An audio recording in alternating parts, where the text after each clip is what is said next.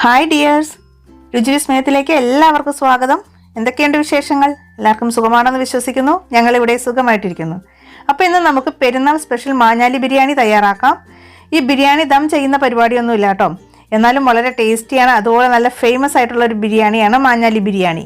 ഇതെങ്ങനെ നമുക്ക് തയ്യാറാക്കേണ്ടേ നോക്കിയാലോ. അപ്പോൾ നമുക്ക് മാഞ്ഞാലി ബിരിയാണി തയ്യാറാക്കാം. അതിനായിട്ട് ഞാനിവിടെ 2 കിലോ ചിക്കനാണ് എടുത്തിട്ടുള്ളത്. എല്ലോട് കൂടിയ ചിക്കനാണ് കേട്ടോ, വലിയ പീസായിട്ട് കട്ട് ചെയ്തെടുത്തിട്ടുള്ള ചിക്കനാണ്. നന്നായിട്ട് കഴുകി വൃത്തിയാക്കി എടുത്ത ചിക്കനിലേക്ക് 1/2 ടീസ്പൂൺ മഞ്ഞൾപ്പൊടി, 1.5 ടേബിൾ സ്പൂൺ കാശ്മീരി മുളക് പൊടിയും, 1 ടീസ്പൂൺ വിനീഗറും, 1 ടീസ്പൂൺ ലൈം ജ്യൂസും വിനീഗറും 1 ടീസ്പൂൺ തന്നെ ചേർക്കണം. പിന്നെ ഇതിലേക്ക് ആവശ്യത്തിനുള്ള ഉപ്പ്, അതുപോലെ ഇഞ്ചിയും വെളുത്തുള്ളിയും കൂടെ പേസ്റ്റ് ആക്കിയത് രണ്ടും 1 ടീസ്പൂൺ വീതം ചേർത്ത് കൊടുക്കാം. സെപ്പറേറ്റ് ആയിട്ട് അരച്ചെടുത്തതാണ്.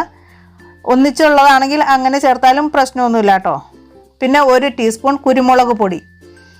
ഇത്രയും ചേർത്തിട്ട് നമുക്ക് നന്നായിട്ട് കൈകൊണ്ട് ഒന്ന് തിരുമ്മി പിടിപ്പിക്കണം. നമ്മുടെ ചിക്കനയിലൊക്കെ നന്നായിട്ട് ഒരു 2-3 മിനിറ്റ് ഇത് തിരുമ്മി പിടിപ്പിക്കണം. ചിക്കൻ്റെ എല്ലാ ഭാഗത്തും മസാല എത്തുന്ന പോലെ ഒന്ന് തിരുമ്മി യോജിപ്പിക്കണം. നനവ് കുറവ് തോന്നുകയാണെങ്കിൽ ഇത്തിരി വെള്ളം ചേർത്ത് കൊടുക്കാം. 1-2 ടേബിൾ സ്പൂൺ വെള്ളം ചേർത്ത് കൊടുത്താൽ മതി. അപ്പോൾ എനിക്ക് വലിയ പ്രശ്നമൊന്നും ഇല്ലാത്തതുകൊണ്ട് ഞാൻ വെള്ളമൊന്നും ചേർത്ത് കൊടുത്തിട്ടില്ല. നന്നായിട്ട് ഒരു 2-3 മിനിറ്റ് ഇതുപോലെ എല്ലാ ഭാഗത്തും മസാല എത്തുന്ന പോലെ തിരുമ്മി പിടിപ്പിച്ചിട്ട് ഇനി നമുക്കിതൊരു 2 മണിക്കൂറെങ്കിലും കുറഞ്ഞത് റെസ്റ്റ് ചെയ്യാൻ വെക്കണം. ഇനി ഇതൊരു സൈഡിലേക്ക് ഒന്നങ്ങ് മാറ്റി വയ്ക്കാം. 2 മണിക്കൂറിന് ശേഷം നമുക്കൊരു പാൻ ചൂടാക്കാം. അതിലേക്ക് 1 ടേബിൾ സ്പൂൺ വെളിച്ചെണ്ണ ഒഴിച്ചു കൊടുക്കാം. അപ്പം നിങ്ങൾക്ക് വെളിച്ചെണ്ണയ്ക്ക് പകരമായിട്ട് ഏതെങ്കിലും റിഫൈൻഡ് ഓയിൽ ഉപയോഗിക്കാം, സൺഫ്ലവർ ഓയിലോ അങ്ങനെ ഏതെങ്കിലും ഉപയോഗിക്കാം. വെളിച്ചെണ്ണ നല്ലപോലെ ചൂടാകുമ്പോൾ നമ്മൾ നേരത്തെ മാഗ്നേറ്റ് ചെയ്ത് വെച്ച ചിക്കൻ കൂടി ചേർത്ത് കൊടുത്തിട്ട് നന്നായിട്ടൊന്ന് വഴറ്റിയെടുക്കാം. ഹൈ ഫ്ലെയിമിൽ ഇട്ടിട്ട് വേണം കേട്ടോ വഴറ്റിയെടുക്കാൻ. ചിക്കൻ നല്ലോണം ഒന്ന് വഴറ്റിയെടുത്തതിന് ശേഷം ഇതിലേക്ക് ഒരു 1/4 കപ്പ് വെള്ളവും കൂടെ ചേർത്ത് കൊടുക്കാം. അപ്പോൾ മസാല പുരട്ടി വെച്ച പാത്രത്തിലേക്ക് വെള്ളം ഒഴിച്ചിട്ട് മിക്സ് ചെയ്തെടുത്താൽ മതി. ആ മസാല മുഴുവനും നമുക്ക് എടുക്കാം. എന്നിട്ട് നല്ലപോലെ ഒന്ന് മിക്സ് ചെയ്തെടുക്കാം. ഇനി ഒരു 10 മിനിറ്റ് അടച്ച് വെച്ച് വേവിക്കാം. അപ്പോൾ ചിക്കൻ നല്ലപോലെ ഒന്ന് മിക്സ് ചെയ്ത് കൊടുത്തിട്ട് ഒരു 10 മിനിറ്റ് നമുക്ക് മീഡിയം ഫ്ലെയിമിലിട്ട് വേവിച്ചാൽ മതി. ഇനി ഒന്ന് അടച്ച് വയ്ക്കാം.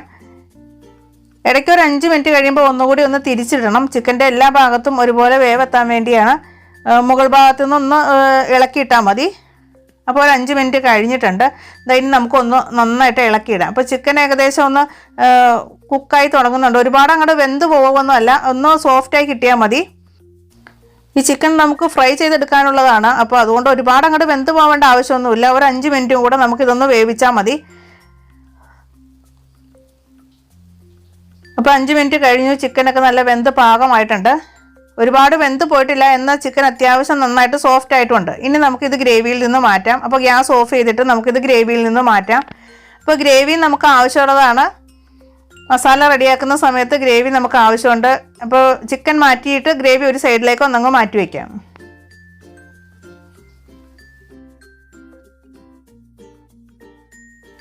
ഇനി ചൂടായ ഉരുളിയിലേക്ക് കുറച്ച് വെളിച്ചെണ്ണ ചേർത്ത് കൊടുക്കാം. വെളിച്ചെണ്ണയ്ക്ക് പകരമായിട്ട് ഞാൻ മുമ്പ് പറഞ്ഞതുപോലെ സൺഫ്ലവർ ഓയിലോ നിങ്ങൾക്ക് ഇഷ്ടമുള്ള ഏതെങ്കിലും റിഫൈൻഡ് ഓയിൽ ഉപയോഗിക്കാം കേട്ടോ. അപ്പോൾ നമുക്ക് ചിക്കൻ ഫ്രൈ ചെയ്തെടുക്കാം. അതിന് മുമ്പായിട്ട് കുറച്ച് സവാളയും അണ്ടിപ്പരിപ്പൊക്കെ ഒന്ന് ഫ്രൈ ചെയ്തെടുക്കാം.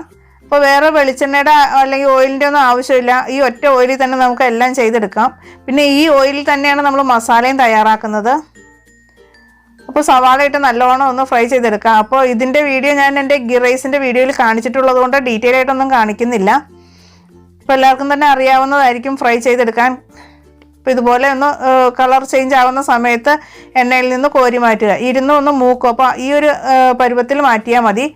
പിന്നെ ആ ഓയിലിലേക്ക് തന്നെ കുറച്ച് അണ്ടിപ്പരിപ്പും മുന്തിരിയും ഇതൊക്കെ നമ്മുടെ ഇഷ്ടം അനുസരിച്ച് നമുക്ക് ചേർത്ത് കൊടുക്കാവുന്നതാണ്. അപ്പോൾ ഞാനിവിടെ കുറച്ച് മാത്രമേ എടുത്തിട്ടുള്ളൂ. അപ്പോൾ അത് നല്ലപോലെ ഫ്രൈ ആയിട്ട് അതിൽ നിന്ന് മാറ്റുകയാണ്.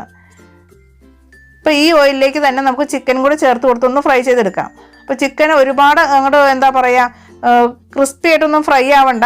2 പുറവും നന്നായിട്ടൊന്ന് മൊരിഞ്ഞ പോലെ വന്നാൽ മതി. ഓവറായിട്ട് ഫ്രൈ ആവരുത്. അപ്പോൾ 2 ബാച്ചായിട്ട് നമുക്ക് ഈ ചിക്കനൊക്കെ ഒന്ന് ഫ്രൈ ചെയ്തെടുക്കാം. ഒരുപാട് അങ്ങോട്ട് ക്രിസ്പി ആയിട്ട് പൊരിച്ചെടുക്കേണ്ട ആവശ്യമൊന്നുമില്ല കേട്ടോ. 2 ഭാഗവും ഒന്ന് മൊരിഞ്ഞ് കിട്ടിയാൽ മതി. ഈ ബിരിയാണിയുടെ ഒരു പ്രത്യേകത എന്ന് വെച്ചാൽ ഗ്രേവി വേറെ റൈസ് വേറെ അങ്ങനെയാണ്. ദം ചെയ്തെടുക്കുന്നതല്ല, എന്നാൽ ദം ചെയ്ത ഒരു ടേസ്റ്റും ഉണ്ട് കേട്ടോ. നല്ലൊരു ടേസ്റ്റുള്ള ബിരിയാണി തന്നെയാണ്. നല്ല എളുപ്പത്തിൽ തയ്യാറാക്കാൻ പറ്റിയ ബിരിയാണിയാണ് കേട്ടോ. അപ്പോൾ ഒരു ഭാഗം ആകുമ്പോൾ ഇതുപോലെ ഒന്ന് മറിച്ചിട്ട് കൊടുക്കുക. കരിഞ്ഞു പോവാതെ പ്രത്യേകം ശ്രദ്ധിക്കണം കേട്ടോ. ഇപ്പോൾ ചിക്കൻ്റെ ആദ്യത്തെ ഇതും ആയിട്ടുണ്ട്. നമുക്കിതൊന്ന് എണ്ണയിൽ നിന്ന് മാറ്റാം. ഇത്രയും ഫ്രൈ ആയാൽ മതി. ഈ ഒരു പരുവത്തിൽ നമുക്കിത് എണ്ണയിൽ നിന്ന് മാറ്റാം.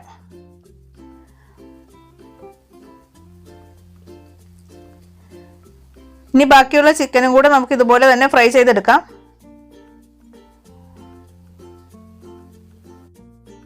മുൻപേ ചെയ്ത പോലെ തന്നെ ഒരു ഭാഗം ആകുമ്പോൾ ഒന്ന് മറിച്ചിട്ട് കൊടുക്കുക. ഇപ്പോൾ ചിക്കൻ മുഴുവനും ഇവിടെ ഫ്രൈ ആയിട്ടുണ്ട്. ഇതിനി എണ്ണയിൽ നിന്ന് മാറ്റാം. ഈ സെയിം ഓയിലിൽ തന്നെയാണ് കേട്ടോ നമ്മൾ ഗ്രേവിയും തയ്യാറാക്കുന്നത്. അപ്പോൾ അതുകൊണ്ട് തന്നെ ഗ്രേവിക്കും നല്ലൊരു ടേസ്റ്റാണ്. അപ്പോൾ കുറച്ച് ഓയിൽ ഇതിൽ നിന്നൊന്ന് മാറ്റാം. ഇത്രയും ഓയിലിൻ്റെ ആവശ്യമില്ല. പിന്നെ ഈ ഓയിലിൽ മസാല എന്തെങ്കിലുമൊക്കെ കരിഞ്ഞതുണ്ടെങ്കിൽ അതും കൂടി ഒന്ന് മാറ്റണം കേട്ടോ. ഇല്ലെങ്കിൽ നമ്മൾ ഗ്രേവിക്ക് ആ മസാല കരിഞ്ഞതിൻ്റെ ഒരു ടേസ്റ്റ് ആയിരിക്കും. അപ്പോൾ ഈ എണ്ണയിലേക്ക് തന്നെ ഞാനൊരു മീഡിയം സൈസിലുള്ള 4 സവാള ചെറുതായിട്ട് അരിഞ്ഞതാണ് അതുകൂടെ ചേർത്ത് കൊടുക്കുകയാണ്. പെട്ടെന്നൊന്ന് ആയി കിട്ടാനായിട്ട് അല്പം ഉപ്പ് കൂടെ ചേർത്ത് കൊടുത്തു. എന്നിട്ട് നല്ലപോലെ ഒന്ന് വഴറ്റിയെടുക്കുക. അപ്പോൾ സവാള അത്യാവശ്യം നല്ലപോലെ വഴന്ന് നല്ല സോഫ്റ്റായിട്ട് വരണം, നല്ല മൊരിഞ്ഞ് വരണം. എന്നാലാണ് നമ്മുടെ ഗ്രേവിക്ക് നല്ലൊരു ടേസ്റ്റ് ഉണ്ടാവുള്ളൂ. അപ്പോൾ കുറച്ച് സമയം എടുത്തതാ ഇതുപോലെ ഒന്ന് വഴറ്റിയെടുക്കണം. ഇപ്പോൾ സവാള ഒരു 10 മിനിറ്റ് ആയിട്ടുണ്ട് ഇതുപോലെ ഒന്ന് ആയി കിട്ടാനായിട്ട്. ചെറിയ തീയിലിട്ടിട്ട് വേണം കേട്ടോ നന്നായിട്ട് വഴറ്റിയെടുക്കാൻ. ഇപ്പോൾ സവാള മൂത്ത് വരുന്ന ഈ സമയത്ത് നമുക്ക് ഇതിലേക്ക് ഒരു 3 പച്ചമുളക് കൂടെ ചേർത്ത് കൊടുക്കാം. പച്ചമുളകും ചേർത്ത് ഒന്നങ്ങ് വഴറ്റി കൊടുത്തതിന് ശേഷം നമുക്ക് ഇതിലേക്ക് ഇഞ്ചിയും വെളുത്തുള്ളിയും കൂടെ ചേർത്ത് കൊടുക്കാം. അപ്പോൾ ഒരു 2 ടേബിൾ സ്പൂൺ ഇഞ്ചി അരച്ചതും അതുപോലെ തന്നെ ഒരു 2 ടേബിൾ സ്പൂൺ വെളുത്തുള്ളി അരച്ചതും കൂടെ ചേർത്ത് കൊടുക്കാം. എന്നിട്ട് ഇതിൻ്റെ പച്ചമണം മാറുന്നത് വരെ നല്ലോണം ഒന്ന് വഴറ്റി കൊടുക്കാം. ഇഞ്ചി വെളുത്തുള്ളിയിൽ നന്നായിട്ട് മൂത്ത് കിട്ടണം, ഇല്ലെങ്കിൽ ആ പച്ച ചുവ തന്നെ മുന്നിട്ട് നിൽക്കും. അപ്പോൾ ഗ്രേവിക്കും ഒരു ടേസ്റ്റ് ഉണ്ടാവില്ല. അപ്പോൾ നല്ലപോലെ തന്നെ ഒന്ന് വഴറ്റി നന്നായിട്ട് മൂപ്പിച്ചെടുക്കുക. നല്ലോണം മൂത്തതിന് ശേഷം 1/4 ടീസ്പൂൺ മഞ്ഞൾപ്പൊടി ചേർത്ത് കൊടുക്കാം. മഞ്ഞൾപ്പൊടിയും കൂടി ചേർത്ത് നന്നായിട്ടൊന്ന് വഴറ്റിയെടുത്തിട്ട് ഇതിലേക്ക് 1 ടേബിൾ സ്പൂൺ മല്ലിപ്പൊടി ചേർത്ത് കൊടുക്കാം. മല്ലിപ്പൊടി ഈ ഒരു മസാലയിലേക്ക് 1 ടേബിൾ സ്പൂൺ മാത്രം മതി, കൂടുതൽ മല്ലിപ്പൊടിയുടെ ആവശ്യമില്ല. പിന്നെ ഇതിലേക്ക് വേണ്ടത് കാശ്മീരി മുളക് പൊടിയാണ്. 2.5 ടേബിൾ സ്പൂൺ കാശ്മീരി മുളക് പൊടി ചേർത്ത് കൊടുത്തു. ഇതിലേക്ക് നമ്മൾ എരിവുള്ള മുളക് പൊടി ഒന്നും ചേർത്ത് കൊടുക്കുന്നില്ല കേട്ടോ. അത്യാവശ്യം സ്പൈസി തന്നെയാണ്. പിന്നെ ഇനി നിങ്ങൾക്ക് ഇതിൽ കൂടുതൽ സ്പൈസ് വേണമെന്നുണ്ടെങ്കിൽ 1 ടീസ്പൂൺ അളവിലും എരിവുള്ള മുളക് പൊടി ചേർത്ത് കൊടുത്താൽ മതി. അപ്പോൾ ഞാൻ ചേർത്ത പച്ചമുളകിന് നല്ല എരിവുണ്ട്. പിന്നെ മഞ്ഞളി ബിരിയാണിയുടെ ഒരു സ്പെഷ്യൽ എന്ന് പറഞ്ഞാൽ അതിൻ്റെ ഒരു കളറാണ് കേട്ടോ. ഈ മസാലപ്പൊടികളൊക്കെ ഒന്ന് കരിഞ്ഞു പോകാതെ നല്ലോണം ഒന്ന് മൂപ്പിച്ചെടുക്കാം. മസാലയൊക്കെ അത്യാവശ്യം നന്നായിട്ട് മൂത്ത് വരുന്ന സമയത്ത് നമുക്ക് ഇതിലേക്ക് ഒരു 3 തക്കാളി, മീഡിയം വലിപ്പത്തിലുള്ള തക്കാളിയാണ്, ചെറുതായിട്ട് കട്ട് ചെയ്ത തക്കാളിയും കൂടെ ചേർത്ത് കൊടുക്കാം. ഈ തക്കാളിയും ചേർത്ത് നന്നായിട്ടൊന്നങ്ങ് വഴറ്റിയെടുക്കാം. നല്ലോണം ഒന്ന് മിക്സ് ചെയ്ത് കൊടുത്തിട്ട് ഇതിലേക്ക് ഒരു 1/2 കപ്പ് മല്ലിയിലയും അതിൻ്റെ പകുതി പുതിനയിലയും കൂടെ ചേർത്ത് കൊടുക്കാം. ഒരു 1/4 കപ്പ് പുതിനയില മതിയാവും. അതുകൂടി ചേർത്തിട്ട് നല്ലോണം ഇതങ്ങോട്ട് വഴറ്റിയെടുക്കണം. ഈ തക്കാളിയൊക്കെ നല്ല വെന്തുടഞ്ഞ് നല്ലൊരു പേസ്റ്റ് പരുവത്തിലാകുന്നത് വരെ ഒന്ന് വഴറ്റിയെടുക്കണം.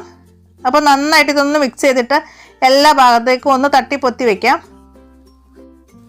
നല്ലോണം ഇതുപോലെ ഒന്ന് തട്ടിപ്പൊത്തിയിട്ട് ഒരു 2 മിനിറ്റ് നമുക്കിതൊന്ന് അടച്ച് വയ്ക്കാം. അപ്പോൾ തക്കാളിയൊക്കെ നല്ല സോഫ്റ്റായിട്ട് പെട്ടെന്ന് തന്നെ വെന്ത് കിട്ടും. ചെറിയ തീയിലിട്ട് വെച്ചാൽ മതി, ഹൈ ഫ്ലെയിമിലൊന്നും ഇടരുത് കേട്ടോ, കരിഞ്ഞു പോവും. അപ്പോൾ 2-3 മിനിറ്റിന് ശേഷം നമുക്കിതൊന്ന് ഇളക്കിയിടാം. അതിന് മുമ്പായിട്ട് ഇതിലേക്ക് ഒരു ഇത്തിരി ഉപ്പ് കൂടെ ചേർത്ത് കൊടുക്കാം. നമ്മളത് സവാള വഴറ്റിയപ്പോൾ ചേർത്തിട്ടുണ്ടായിരുന്നു, പിന്നെ ചിക്കനിലും ചേർത്തിട്ടുണ്ട്. അപ്പോൾ മസാലയിലേക്ക് ആവശ്യത്തിനുള്ള ഇച്ചിരി ഉപ്പ് കൂടി ചേർത്തിട്ട് നന്നായിട്ടൊന്ന് വഴറ്റിയെടുക്കാം. അപ്പോൾ ഉപ്പ് കൂടി ചേർത്തിട്ട് ഇങ്ങനെ വഴറ്റിയെടുക്കുമ്പോൾ തക്കാളിയൊക്കെ പെട്ടെന്ന് അങ്ങോട്ട് ഉടഞ്ഞു കിട്ടും. ഇപ്പോൾ തവിയുടെ ഒരു ബാക്ക് സൈഡ് കൊണ്ട് ഇതുപോലെ ഇതൊന്ന് കുത്തി കൊടുത്താൽ മതി, പെട്ടെന്ന് അങ്ങോട്ട് ആയി കിട്ടും. ഇപ്പോൾ മസാല നല്ല കുഴഞ്ഞ് നല്ല പേസ്റ്റ് പരുവത്തിലായിട്ടുണ്ട്. ഈ സമയത്ത് ഇതിലേക്ക് ഗരം മസാല 1 ടീസ്പൂൺ ചേർത്ത് കൊടുക്കാം. എന്നിട്ട് നല്ലോണം ഒന്നങ്ങ് വഴറ്റിയെടുക്കാം. പിന്നെ എന്തെങ്കിലും കുറവുണ്ടെങ്കിൽ നമുക്ക് ഈ സമയത്ത് ചേർത്ത് കൊടുക്കാം. അപ്പോൾ ടേസ്റ്റ് നോക്കുക. ഉപ്പൊക്കെ കുറവുണ്ടെങ്കിൽ ഈ സമയത്ത് ചേർത്ത് കൊടുക്കാം. മസാലപ്പൊടി കുറവാണെങ്കിലൊക്കെ ചേർത്ത് കൊടുക്കുക. എല്ലാം പാകമാക്കിയതിന് ശേഷം നമുക്ക് ഫ്രൈ ചെയ്ത് വെച്ചിട്ടുള്ള ചിക്കനും കൂടെ ഇട്ടിട്ട് മിക്സ് ചെയ്തെടുക്കാം. ഇപ്പോൾ ചിക്കൻ ഇട്ടിട്ട് ഒരു 5 മിനിറ്റ് നല്ലോണം ഒന്ന് മിക്സ് ചെയ്തെടുക്കുക. ആ മസാലയൊക്കെ ചിക്കനിൽ നന്നായിട്ട് പൊതിയുന്ന രീതിയിൽ മിക്സ് ചെയ്തെടുത്തതിന് ശേഷം നമ്മൾ നേരത്തെ തയ്യാറാക്കി വെച്ചിട്ടുള്ള ആ ഗ്രേവിയും കൂടെ ചേർത്ത് കൊടുക്കാം. ചിക്കനൊക്കെ അത്യാവശ്യം കുക്കായതാണ്, എന്നാലും ഈ ഗ്രേവിയിൽ കിടന്ന് ഒന്നുകൂടി ഒന്ന് വെന്ത് വരണം. ആ മസാലയൊക്കെ ചിക്കനിലൊക്കെ ഒന്ന് പൊതിഞ്ഞ് നല്ലൊരു പരുവത്തിലാവണം. നല്ല കുറുകിയ ഒരു ഗ്രേവിയാണ് കേട്ടോ ഈ മസാലയുടേത്. നല്ല ഒരു ടേസ്റ്റാണ്. നമുക്ക് നന്നായിട്ടൊന്ന് മിക്സ് ചെയ്തിട്ട് ഒരു 10 മിനിറ്റ് നമുക്കിതൊന്ന് അടച്ചു വെച്ച് വേവിക്കാം. ഇനി നമുക്ക് മറ്റൊരു അടുപ്പിലേക്ക് ഇത് മാറ്റാം. എന്നിട്ട് റൈസ് കൂടി തയ്യാറാക്കി എടുക്കാം. അപ്പോൾ ഈ ഒരു ബിരിയാണിയുടെ സ്പെഷ്യൽ എന്ന് പറഞ്ഞാൽ കൈമ റൈസാണ്. ഞാൻ ഇന്ത്യ ഗേറ്റിൻ്റെ അരിയാണ് എടുത്തിട്ടുള്ളത്. അപ്പോൾ ഈ കപ്പിൽ 2 കപ്പ് അരിയാണ്. അപ്പോൾ അതിൽ തന്നെ നമുക്ക് വെള്ളവും അളന്നെടുക്കണം. അപ്പോൾ 2 കപ്പ് അരിക്ക് 4 കപ്പ് വെള്ളമാണ് വേണ്ടത്. റൈസ് വേവിക്കുന്ന പാത്രത്തിലേക്ക് ഒഴിച്ചു കൊടുക്കാം. പിന്നെ സ്പൈസസ് ആയിട്ട് എടുത്തിട്ടുള്ളത് 3 ബേ ലീഫ്, 1 പീസ് പട്ട, ഒരു 6 ഏലക്ക, അതുപോലെ ഒരു ജാതിപത്രി, പിന്നെ ഒരു 6-7 ഗ്രാമ്പൂ, പിന്നെ സാജീരകം ബിരിയാണിയിലൊക്കെ ചേർക്കുന്നതാണ്. സാജീരകം 1 ടീസ്പൂൺ. പിന്നെ ഇതിലേക്ക് ഒരു 3 ടേബിൾ സ്പൂൺ നെയ്യ് ചേർത്ത് കൊടുക്കുന്നുണ്ട്. നമ്മൾ റൈസൊന്നും വഴറ്റുന്നൊന്നുമില്ല. ഇതിലേക്ക് വെള്ളം നന്നായിട്ട് തിളച്ചതിന് ശേഷമാണ് അരി ഇട്ട് കൊടുക്കുന്നത്. 3 ടേബിൾ സ്പൂൺ നെയ്യ് ഒഴിച്ചതിന് ശേഷം അതിലേക്ക് ഒരു 2 ടേബിൾ സ്പൂൺ അളവിൽ ഡാൽഡ കൂടി ചേർത്ത് കൊടുക്കുന്നുണ്ട്. ഈ ഡാൽഡയ്ക്ക് പകരമായിട്ട് സൺഫ്ലവർ ഓയിൽ ചേർത്ത് കൊടുക്കാം. ഡാൽഡ ആണെങ്കിൽ കുറച്ചുകൂടി ടേസ്റ്റാണ് കേട്ടോ.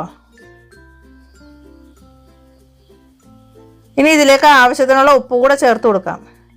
അപ്പോൾ വെള്ളത്തിലൊരു ഇത്തിരി മുന്നിട്ട് നിൽക്കുന്ന രീതിയിൽ വേണം ഉപ്പ് ചേർത്ത് കൊടുക്കാൻ. ഇനി അടച്ച് വെച്ചിട്ട് നല്ലോണം വെള്ളം നമുക്ക് വെട്ടി തിളപ്പിക്കണം.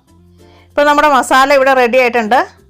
10 മിനിറ്റ് കഴിഞ്ഞു. ഗ്രേവിയൊക്കെ നല്ല കുറുകി എണ്ണയൊക്കെ തെളിഞ്ഞ് നല്ല പാകമായി വന്നിട്ടുണ്ട്. ഇനി ഇതൊന്ന് മിക്സ് ചെയ്തിട്ട് കൊടുക്കാം.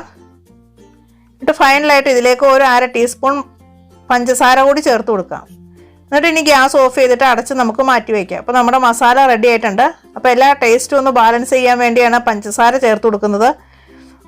അത് മഞ്ഞളി ബിരിയാണിയുടെ ഒരു സ്പെഷ്യലാണ് കേട്ടോ. ഇനി നമുക്കിത് അടച്ച് മാറ്റി വയ്ക്കാം.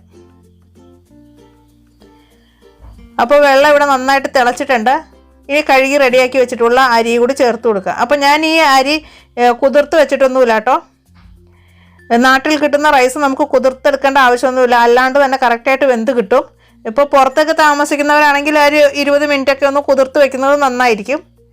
ഇനി നല്ലോണം തിളച്ചതിന് ശേഷം നമുക്കിതൊന്ന് അടച്ചു വെക്കാം. ഇനി ചെറിയ തീയിൽ ഒരു 15 മിനിറ്റ് നേരം വേവിച്ചെടുക്കണം. 15 മിനിറ്റിന് ശേഷം നമുക്ക് ഇതുപോലെ ഓപ്പൺ ചെയ്ത് നോക്കുമ്പോൾ നന്നായിട്ട് വെള്ളമൊക്കെ വറ്റി തുടങ്ങിയിട്ടുണ്ടാവും. ഇനി അടിയിൽ നിന്നൊക്കെ ഒരു ഇച്ചിരി മാത്രം വെള്ളം വറ്റാനേ ഉള്ളൂ കേട്ടോ. കറക്റ്റായിട്ട് ബാക്കി വെള്ളമൊക്കെ വറ്റിയിട്ടുണ്ട്. വെന്തിട്ടുമുണ്ട് റൈസ്. ബാക്കിയുള്ള വേവ് നമുക്ക് അടച്ച് വെച്ചിട്ട് ചെറിയ തീയിൽ തന്നെ ഇരുന്ന് വെന്ത് കിട്ടും. ഏകദേശം ഒരു ദം ചെയ്യുന്ന ആ ഒരു പരുവത്തിലാണ് ഇത് വെന്ത് കിട്ടുന്നത്. ഇനി ഒരു 5 മിനിറ്റും കൂടെ ഒന്നുകൂടെ ഒന്ന് അടച്ച് വെക്കാം. ബാക്കിയുള്ള വെള്ളമൊക്കെ വറ്റി റൈസ് നല്ല കറക്റ്റായിട്ട് വെന്ത് കിട്ടും. ഇപ്പോൾ 5 മിനിറ്റ് കഴിഞ്ഞിട്ടുണ്ട്. ഇനി നന്നായിട്ടൊന്ന് മിക്സ് ചെയ്തെടുക്കാം. അപ്പോൾ നമ്മുടെ റൈസൊക്കെ നന്നായിട്ട് വെന്ത് നല്ല കറക്റ്റ് പരുവത്തിലായിട്ടുണ്ട് കേട്ടോ. ഒട്ടും തന്നെ അങ്ങോട്ട് കുഴഞ്ഞു പോയിട്ടൊന്നുമില്ല. നല്ല കറക്റ്റായിട്ട് വെന്ത് കിട്ടിയിട്ടുണ്ട്. ഇനി നല്ലോണം ഒന്ന് മിക്സ് ചെയ്ത് കൊടുത്തിട്ട് ഇതിലേക്ക് ഒരു 1/2 കപ്പ് പൈനാപ്പിളാണ്, ചെറുതായിട്ട് കട്ട് ചെയ്ത പൈനാപ്പിളും, അതുപോലെ 1/2 കപ്പ് ക്യാരറ്റ്, ഗ്രേറ്റ് ചെയ്തെടുത്ത ക്യാരറ്റാണ്, ഇതുകൂടി ചേർത്തിട്ട് നല്ലോണം ഒന്ന് മിക്സ് ചെയ്തെടുക്കാം. ഈ ബിരിയാണിയിലേക്ക് വേറെ കളറോ എസൻസോ ഒന്നും ചേർക്കേണ്ട ആവശ്യമില്ല. നമ്മുടെ ക്യാരറ്റിൻ്റെയും ഈ പൈനാപ്പിളിൻ്റെ ഒക്കെ ഫ്ലേവർ അതിലുണ്ടാവും. ഇപ്പോൾ നല്ലോണം ഒന്ന് മിക്സ് ചെയ്ത് കൊടുക്കാം. നല്ലോണം മിക്സ് ചെയ്തതിന് ശേഷം നേരത്തെ നമ്മൾ ഫ്രൈ ചെയ്ത് വെച്ചിട്ടുള്ള അണ്ടിപ്പരിപ്പും മുന്തിരിയും കുറച്ച് മാത്രം ചേർത്ത് കൊടുക്കാം. ബാക്കി നമുക്ക് വിളമ്പുന്ന സമയത്ത് സെർവ് ചെയ്യാം.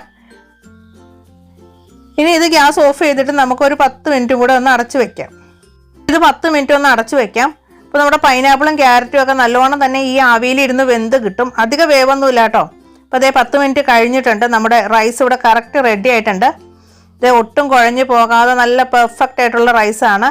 അപ്പോൾ ഈ ബിരിയാണി നമുക്ക് വിളമ്പുന്നതിലൊരു പ്രത്യേകതയുണ്ട്. റൈസ് സെപ്പറേറ്റും അതുപോലെ കറി അതിൻ്റെ സൈഡിലായിട്ടാണ് വിളമ്പുന്നത്. അപ്പോൾ ഞാൻ അതുകൂടി ഒന്ന് കാണിച്ചു തരാം. അപ്പോൾ ഇതുപോലെ ഒരു പാത്രത്തിലേക്ക് നമുക്ക് വിളമ്പിയെടുക്കാം.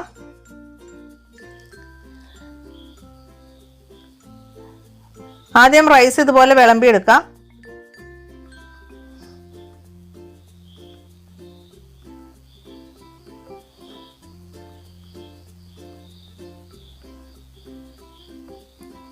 ഇനി ഇത് നമുക്ക് പ്ലേറ്റിലേക്ക് സെർവ് ചെയ്യാം.